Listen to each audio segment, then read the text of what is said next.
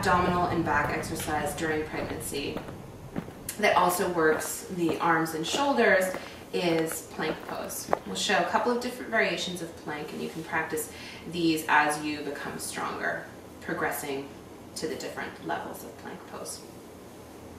Start on your hands and knees.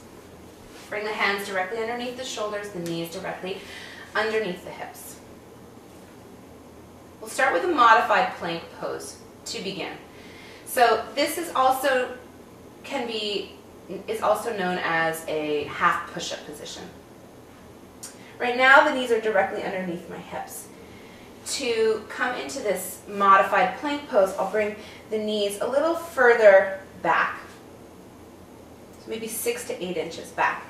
And then again, making sure that the shoulders are right on top of the wrists. I want to be mindful here not to drop the hips or belly towards the floor. So the thighs are reaching up towards the ceiling.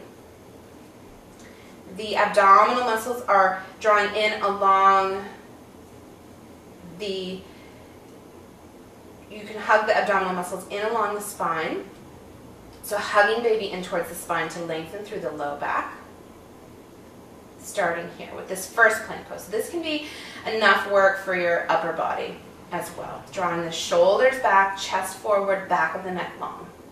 You can stay here for several breaths, and then when you're ready to rest, walk the hands back slightly so the hips are right over the knees, and then rest in old dog. So lowering down onto the forearms, releasing the head towards the floor.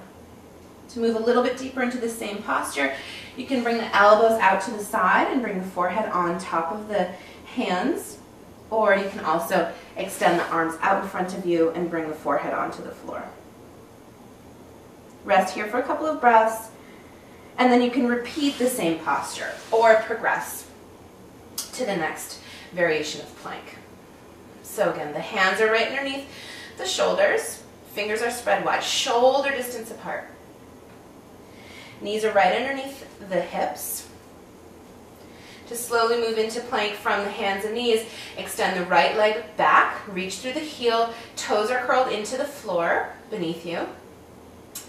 Keep this right thigh strong. The quadriceps are pressing up towards the ceiling. The whole front of the thigh is engaged. Then the left leg will extend behind you. So curl the left toes, lift the knee up off of the floor, reach through the heels, full plank pose. Shoulders are right over the hips, chest is drawing forward, belly is drawing in towards the spine, so hugging the baby in towards your spine, keeping the navel drawing in, lengthening through the low back. Keep pressing the thighs up towards the ceiling, taking several breaths here. And then when you're ready, lowering the knees carefully to the floor, and again, resting in old dog. Whichever variation you'd like. Taking a couple of breaths here.